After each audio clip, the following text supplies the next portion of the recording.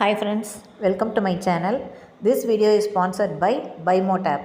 BuyMote app is one of the online shopping app. இந்த ஆப்பில் பார்த்தீங்கன்னா நம்ம வீட்டுக்கு தேவையான grocery, health care, oral care, baby care இப்படி எல்லா கேட்டகரி ப்ராடக்ட்டுமே இருக்குது. இந்த ஆப் வந்து ப்ளே ஸ்டோர், ஆப்பிள் ஸ்டோர் ரெண்டுலேயுமே அவைலபிளாக இருக்குது. இந்த ஆப் லிங்க் வந்து நான் டிஸ்கிரிப்ஷனில் கொடுக்குறேன், செக் பண்ணி பாருங்கள். எல்லா ப்ராடக்ட்டுமே வந்து ரீசனபிள் ப்ரைஸ்லேயும் அதே மாதிரி குவாலிட்டி வைஸ் நல்லாவே இருக்குது. நம்ம வீட்டிலேருந்தே வீட்டுக்கு தேவையான ப்ராடக்டை வாங்குறதுக்கு ஒரு நல்ல ஆப்புன்னே சொல்லுவேன். வாங்க இப்போ வீடியோக்குள்ளே போகலாம். இந்த வீடியோவில் நாம் என்ன பார்க்க போகிறோம்னா சோட்டி ஸ்டிச் தான் பார்க்க போகிறோம். அதுக்கு இந்த மாதிரி சில்க் த்ரெட் வந்து டபுள் ஸ்டாண்ட்ஸ் எடுத்து நாட் போட்டு வச்சுருக்கேன். இதுக்கு நான் யூஸ் பண்ணுற நீடில் பார்த்திங்கன்னா அயன் நீடில், இது வந்து த்ரெட் நீடில், இதுக்கு வந்து நம்பர்ஸ் கிடையாது. ஓகே, இது மாதிரி நான் வந்து ஃபஸ்ட்டு ஒரு ஸ்ட்ரைட் லைனில் இது எப்படி போடணுங்கிறத உங்களுக்கு சொல்கிறேன். இது மாதிரி ஒரு லைன் போட்டுக்கோங்க. இப்போ இந்த லைனில் நம்ம வந்து கீழேருந்து கொஞ்சம் கேப் விட்டு, இப்போ நான் இந்த இடத்துலேருந்து ஆரம்பிக்கிறேன்னு வச்சுக்கோங்க. இங்கே நம்ம நீடில் பஞ்ச் பண்ணி த்ரெட்டை வெளியே எடுத்துட்டு கீழே சின்னதாக ஒரு லாக் ஸ்டிச் போடணும். லாக் ஸ்டிச்னால் உங்களுக்கு தெரியும், நாட்டு கிடையாது, அது வந்து சின்ன செயின் போட்டுட்டு திரும்ப நீடில் மேல் பக்கமாக திருப்பி மேலே கொண்டு போய் ஒரு இது போட்டு ஸ்டிச்சு போட்டுட்டு அங்கே ஒரு லாக்கிங் ஸ்டிச்சு போட்டுட்டு திரும்ப பேக் சைடு த்ரெட்டை நம்ம எடுக்கிறோம். இது வந்து நம்ம அந்த பட்டன் ஹோல் ஸ்டிச்சிலலாம் போடுவோம் இல்லையா, அதே மாதிரி தான். இப்போ கொண்டு வரும்போது பார்த்திங்கன்னா நம்ம குத்துன இடத்துலையே ஃபஸ்ட்டு ஸ்டார்டிங்கில் பஞ்ச் பண்ண இடத்துலையே பஞ்ச் பண்ணாமல் கொஞ்சம் கீழே தள்ளி பஞ்ச் பண்ணிவிட்டு அதுக்கு ஒரு லாக்கிங் ஸ்டிச்சு போட்டுட்டு திரும்ப மேலே வந்து நம்ம சென்டரில் போட்ட லைனுக்கு ரைட் சைடு, நீங்கள் ரைட் சைடோ லெஃப்ட் சைடோ எப்படி வேணாலும் போடலாம். ரைட் சைடு ஒரு ஸ்டிச்சு போடணும், நெக்ஸ்ட்டு நம்ம போட போகிறது லெஃப்ட் சைடு ஒரு ஸ்டிச்சு போடுவோம். ஓகேவா? ஒவ்வொரு தடவையும் நீங்கள் கீழே கொண்டு வந்து ஒரு ஸ்டிச்சு போட்டுட்டு ஒரு லாக்கிங் ஸ்டிச்சு போடணும். அதே மாதிரி மேலே கொண்டு போய் மேலேயும் ஒரு லாக்கிங் ஸ்டிச்சு போடணும். அப்போ தான் அந்த நீங்கள் போடுற அந்த த்ரெட்டு வந்து லாக் ஆகி நிற்கும். நீங்கள் எந்த ஷேப்பு கொண்டு வரீங்களோ அந்த இடத்துல நிற்கும்.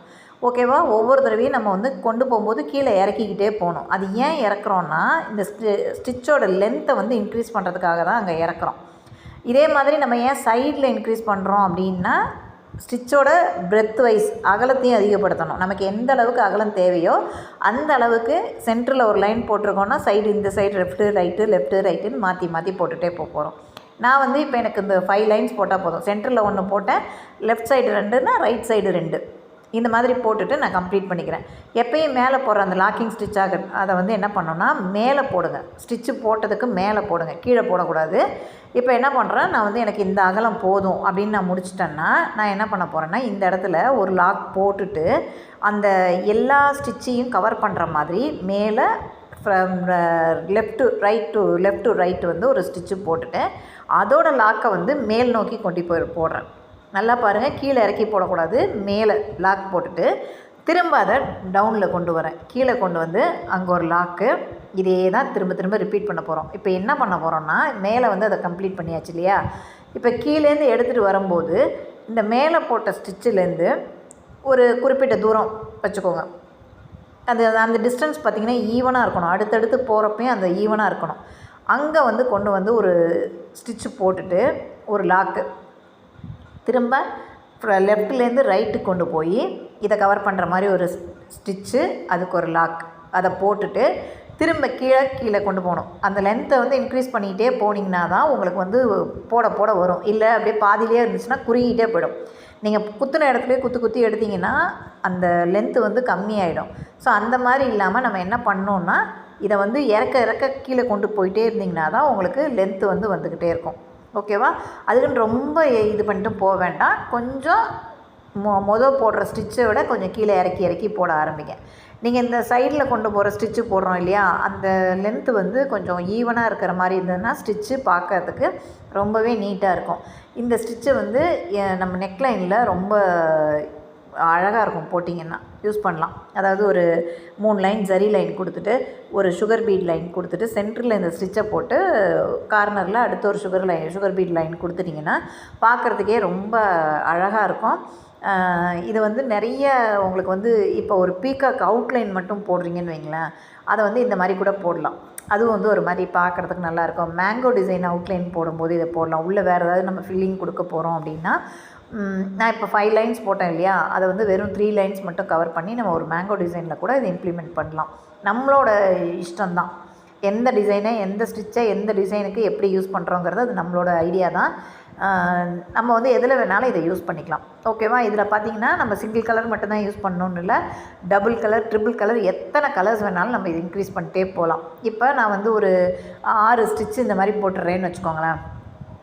6 ஸ்டிச்சுன்னு எதை சொல்கிறேன்னா, இந்த மேலே கிராஸில் போடுறோம்ல கவுண்ட்டு, அந்த கோடு போடுறோம், கோடு மாதிரி கொண்டு போகிறோம் இல்லையா, அந்த இது ஒரு 6 போட்டோன்னு வச்சுக்கோங்க. இந்த இடத்துல எண்ணாட் போட்டு இதை கம்ப்ளீட் பண்ணிவிட்டு கூட நெக்ஸ்ட்டு கலரை வந்து நம்ம ஸ்டார்ட் பண்ணலாம். ஓகேவா? இந்த இடத்துல இப்போ நான் வந்து இதை முடிச்சுட்டு நான் இந்த இடத்துல நாட் போட்டு இதை கம்ப்ளீட் பண்ணிடுறேன். எண்ணாட் போடும்போது கவனமாக கற்றுக்க வேண்டியது என்னென்னா, மேலே பிசுறு இல்லாமல் இருக்கணும் நமக்கு. ஓகேவா? ஒரு லாக் ஸ்டிச் போட்டுட்டு அந்த இடத்துல நான் ஒரு எண்ணாட் போட்டு இதை கம்ப்ளீட் பண்ணுறேன். நீங்கள் எப்பயுமே எண்ணாட் எங்கே போட்டாலும் மேலே த்ரெட்டு வந்து நமக்கு தெரியவே கூடாது. அந்த இடத்துல நாட் போட்டதுக்கான அறிகுறியே இருக்கக்கூடாது. இப்போ நான் ஒரு ஃபஸ்ட்டு கலரை வந்து கம்ப்ளீட் பண்ணிட்டேன் இதோட. இப்போ இதில் நான் அடுத்து என்ன பண்ண போகிறேன்னா, எல்லோ கலர் த்ரெட் எடுத்திருக்கேன். அதுவும் டபுள் ஸ்டாண்ட்ஸ் எடுத்து நாட் போட்டு வச்சுருக்கேன். ஓகேவா? இப்போ இதை எப்படி ஸ்டார்ட் பண்ணோன்னா, நம்ம எங்கே முடித்தோமோ அதுலேருந்து கொஞ்சம் கீழே தள்ளி ஸ்டார்ட் பண்ணிவிட்டு அதே மாதிரி மேலே கொண்டு வந்து லெஃப்ட் சைடு ஒரு ஸ்டிச்சு, அதுக்கு மேல் நோக்கி ஒரு லாக்கிங் ஸ்டிச்சு. இந்த லாக் ஸ்டிச்சு போடுறத சைடில் போட்டிங்கன்னா உங்கள் ஸ்டிச்சு வந்து எக்ஸ்பேண்ட் ஆன மாதிரி தெரியும் இந்த பக்கம். அந்த மாதிரி போடக்கூடாது.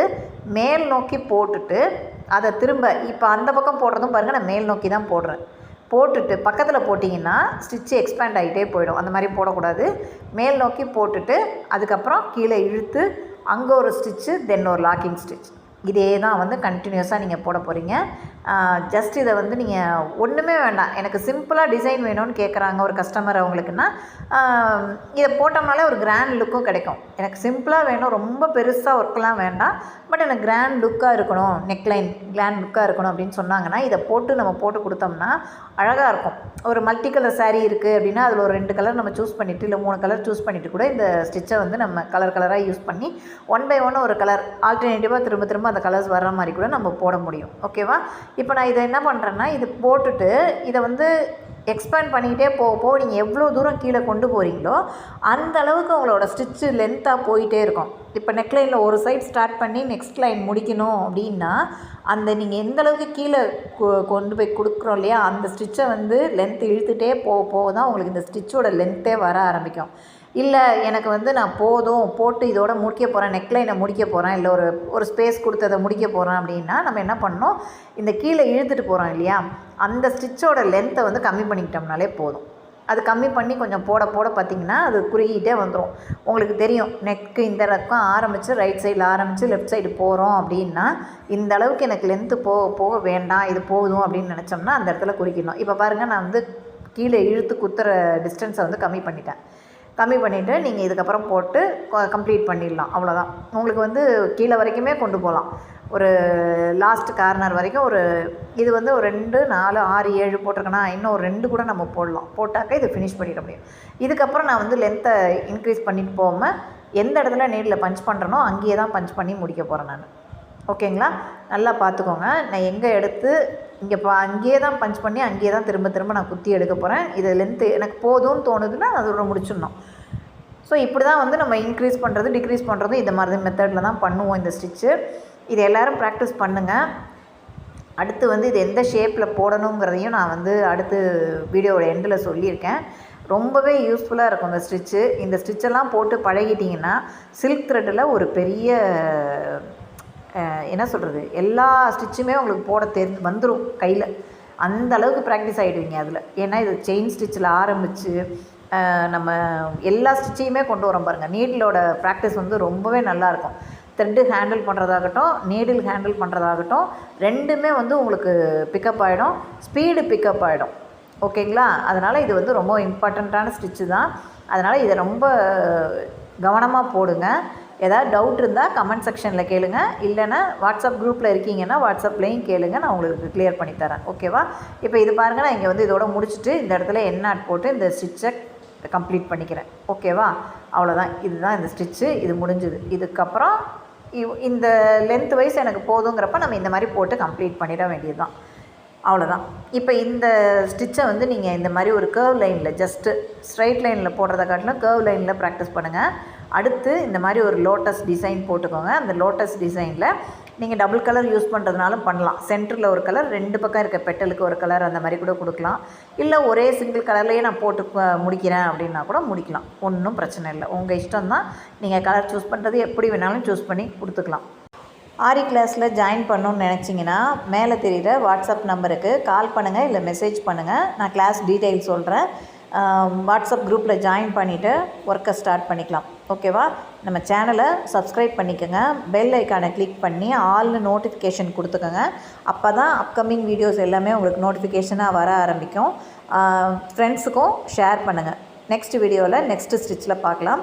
தேங்க்ஸ் ஃபார் வாட்சிங்.